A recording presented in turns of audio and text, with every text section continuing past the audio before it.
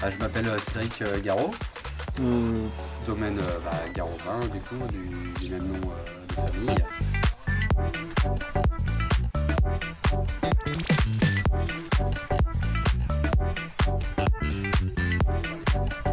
Le nom de Garovin, de mon nom de famille en fait, c'était un peu le jeu de mots vu que j'ai commencé à faire des vins en 2010.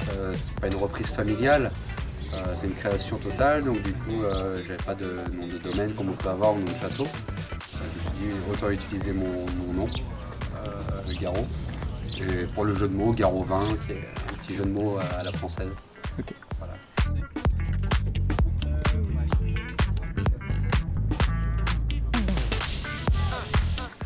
J'ai commencé, en fait, mon père était vigneron, il travaillait pour un domaine en Anjou. D'accord. Mon grand-père aussi était vigneron, il travaillait aussi pour un domaine en Anjou. Et, en tant que gérant ou ouvrier, du coup, on n'a jamais eu de terre à nous. Moi, j'ai commencé dans les années 1997, les premières vendanges. Ok. Ça remonte à plus de 20 ans déjà. J'étais passionné en fait par la vigne. On habitait au milieu des vignes. Mes parents ont une maison au milieu des vignes, sur Beaulieu. Du coup, j'ai toujours été attiré par les vignes.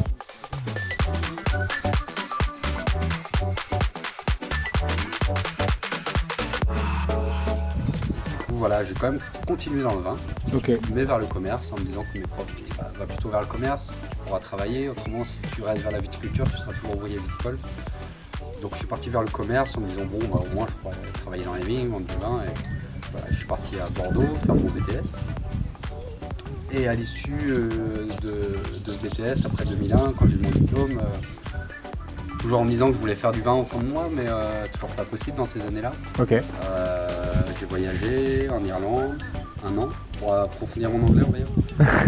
Et de fil en aiguille, je me suis retrouvé à voyager en Nouvelle-Zélande, où là j'ai commencé à faire du roofing, travailler chez des maraîchers, chez des agriculteurs qui avaient des moutons et dans des vignes, en contact avec l'agriculture biologique, donc plus en relation avec la terre, ce qui m'a beaucoup plu.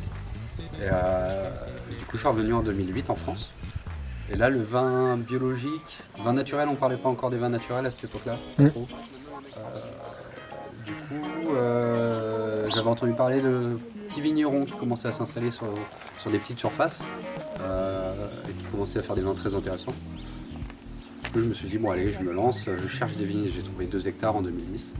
Et je me suis lancé en 2010 avec 2 hectares de Cabernet Franc, Cabernet Sauvignon en Anjou, sur Beaulieu-sur-Layon, à faire mes premières bouteilles.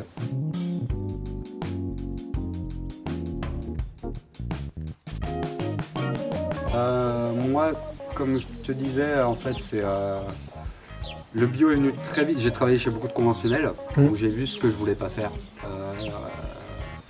Ajouter des produits à des cuves à Bordeaux, j'ai travaillé chez des héros coopératives où on envoyait en seau entier des levures chimiques et tout ça. Ça ne m'intéresse pas en fait, moi je voulais travailler sur une petite surface, faire le meilleur raisin possible pour avoir un vin de qualité. J'étais pas fermé, comme je te disais tout à l'heure, c'est les vins naturels, on en parlait encore à peine. Il n'y avait même pas le mot nature encore, c'est arrivé plutôt dans les années 2014-2015. C'était encore une minorité qui parlait de vin nature, il y avait quelques gars dans le coin comme le domaine des Griottes qui faisaient des vins sans soufre. Mais moi le but c'était surtout de travailler dans la vigne. Ce que je voulais moi c'était le terroir et la plante. Après le vin on va dire c'était pas secondaire, mais j'y avais même pas pensé en fait à ce que je voulais vraiment faire. Et, quand tu ramasses ton raisin et tu commences à vinifier, c'est là que tu commences à voir ce que tu vas faire et ce que tu veux aussi. Et du coup, les premières années, oui, j'ai rajouté 1 gramme de soufre sur une certaine cuvée, 1 gramme sur une autre. Et après, il y a une grosse mouvance de jeunes vignerons qui sont arrivés dans ces années-là. Et donc quelques-uns qui ont fait le pari pris direct de travailler sans soufre. Et en goûtant leur vin, je me suis dit, ah oui, d'accord, ouais, je trouvais ça plus vivant. Et je suis passé très vite à interdire ce soufre, sans me dire je le bannis complètement. S'il y a un souci de vinification ou une mauvaise année, on peut se dire que voilà, 1 gramme de soufre n'est pas dérangeant sur le vin. C'est juste ne pas rajouter 3 grammes à la vendange, 3 grammes au soutirage, 3 grammes à chaque étape. Voilà, faire le vin le plus naturel possible. Voilà, maintenant aujourd'hui, depuis 2-3 ans, j'ai pas mis 1 gramme de soufre sur aucune cuvée. Donc, ouais, je sais pas, le vin naturel, pour moi, c'est un peu utopique, quoi. Tu peux avoir une très bonne année où tu peux faire du vin. S'il faut dire que c'est nature, parce que voilà, il y a un défaut un jour, mais c'est pas grave, on garde ce défaut, mais c'est nature. Non, tu peux pas. Pour moi, il est pas bon, quoi. Bah ouais, mais il est nature. Ouais, je trouve ça aberrant. D'ailleurs, le soufre, on l'utilise depuis longtemps. Je suis pas un pro, je suis pas du tout pour quoi que ce soit. Mais je me l'interdis pas parce qu'en me disant, si mon vin il part en déviance ou quoi que ce soit et il ressemble à du vinaigre, je préfère mettre ce gramme de soufre que je mettrais. Et voilà. Mais oui, on fait du vin naturel parce qu'on n'utilise que du raisin. Mais je veux pas me mettre dans cette case parce que même ce label qui est là aujourd'hui, je pense qu'il va se faire rattraper comme tous les labels. Et puis à un moment donné, les gens vont se dire c'est nature, bah non, et lui il est à tant de soufre parce que tu as le droit de rajouter quand même ce gramme avant la mise.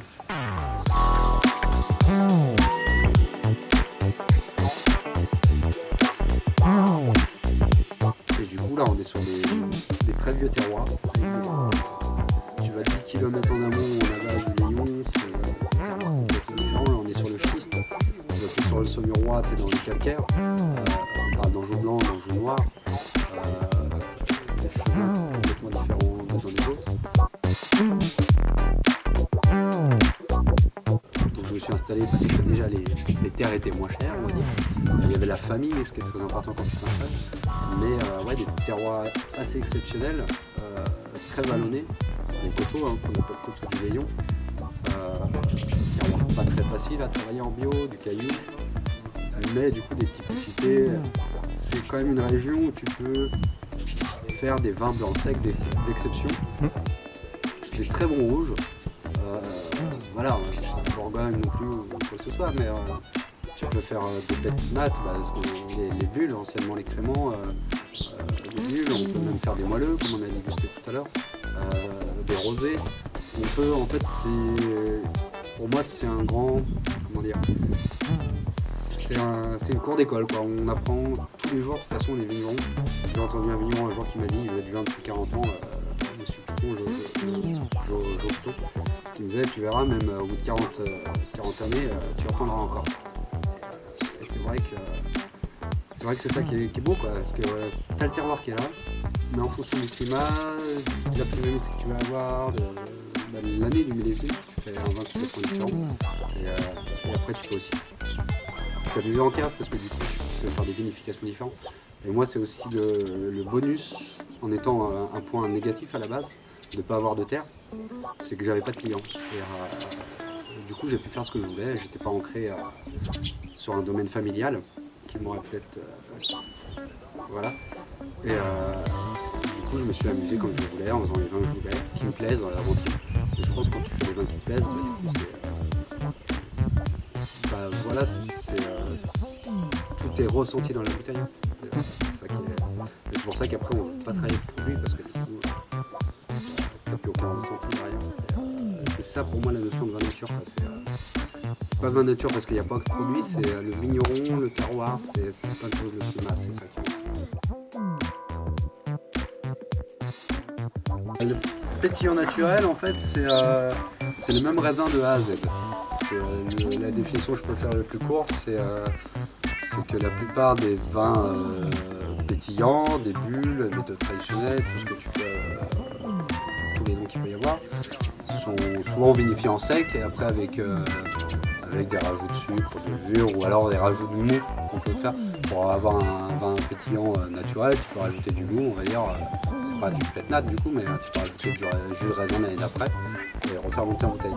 Pour moi, le plétnat, c'est le même raisin de A à Z, donc on va le ramasser, on va le faire fermenter, presser, voilà, pressurage, hop, dans une cuve, hop, il fermente. On sait qu'il faut tant de grammes de sucre pour avoir notre pression en bouteille. En général, 3 à 4 semaines après, ça peut être mis en bouteille, c'est la fermentation vont vite. Ou au printemps si ça s'est ralenti. Mais du coup, c'est le même raisin de A à Z qui est dans la même bouteille. Après, forcément, c'est pendant la fermentation, donc il y a un peu de lit, donc il faut les dégorger. Moi, je les dégorge à la main. Et après, on fait les niveaux avec les mêmes bouteilles, la même cuvée. Et c'est encapsulé. Et voilà, pour moi, ça, c'est un plétnat. Le plétnat, c'est juste le même raisin d'un même millésime, sans aucun rajout de mou. Ouais, induire ou de sucre ou quoi que ce soit dedans. Donc ça, c'est un plétnat.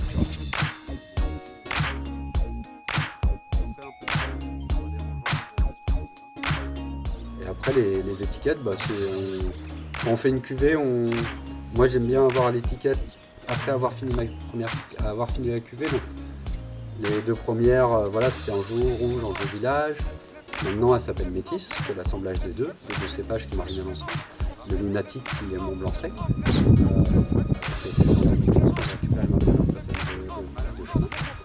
le lunatique est un mot qui veut dire un peu tout et son contraire, mais un tempérament qui va être calme et qui le lendemain va être très énervé. Et je trouvais que mon premier millésime 2012 correspondait bien à ce mot-là parce qu'il était assez sur des vieilles vignes assez fort, beaucoup de matière, un alcool beaucoup de sucre, donc de l'alcool.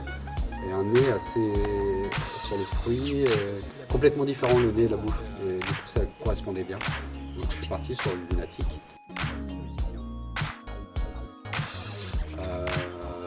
Pour le somnambule, donc le métis comme je disais tout à l'heure, c'est l'assemblage des deux, donc le métissage, donc le nom métis. Somnambule, c'est plus il y a le mot bulle dans somnambule, donc, qui rappelle bien sûr le plétnat. Et puis somnambule, c'est sleepwalker, c'est quelqu'un qui marche la nuit en dormant. Et voilà, j'étais un peu comme ça quand j'étais petit. Et du coup voilà, c'était aussi un petit rappel à ça.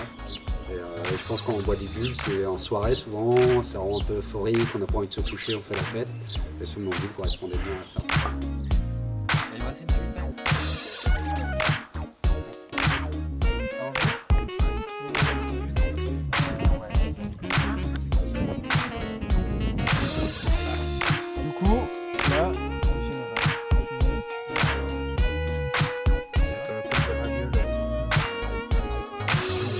Juste comme ça, c'est pas grave.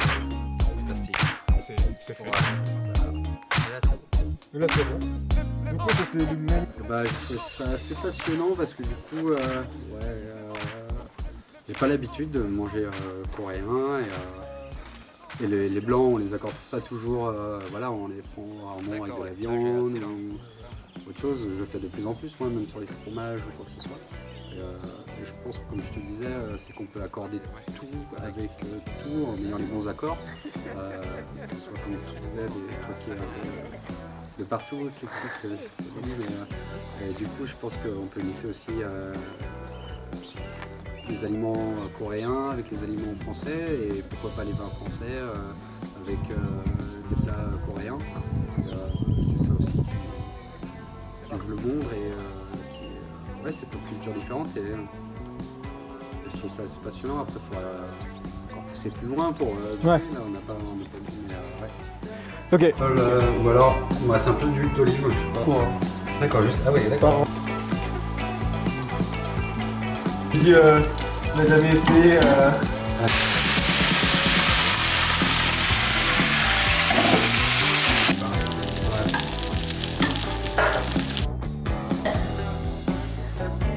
Précu.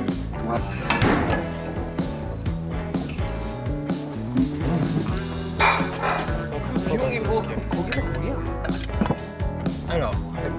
Comme ça. Et un comme ça. Je sais pas si. C'est les mêmes. Non, ça c'est végétarien. Ah mince. C'est ça là, végétarien. Hop, puis voilà. On les a. C'est bon.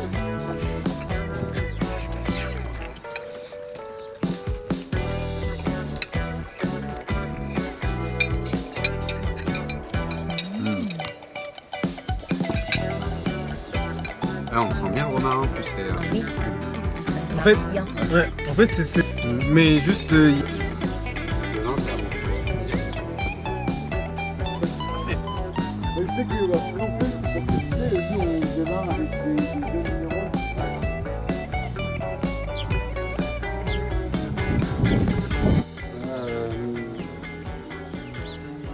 Typicité. Terroir. En un mot. C'est dur en un mot.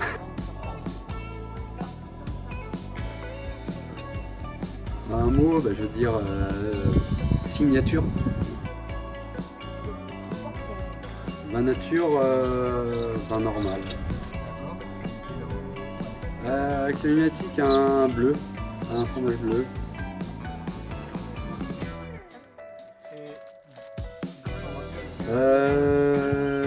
Métis quand même, on va rester un peu dans le classique, une bonne côte de bœuf. Le rosé, ah bah c'est un plat coréen, ça fait. Somnambule blanc, je le mettrais avec plein de choses, mais moi j'aime bien l'apéro pour ouvrir les papilles. Ouais. N'ayez pas peur quoi, d'ouvrir les bouteilles avec du fromage avec du blanc, je sais pas, du rouge, je sais pas, sur un dessert au chocolat. Voilà, je pense qu'il faut essayer.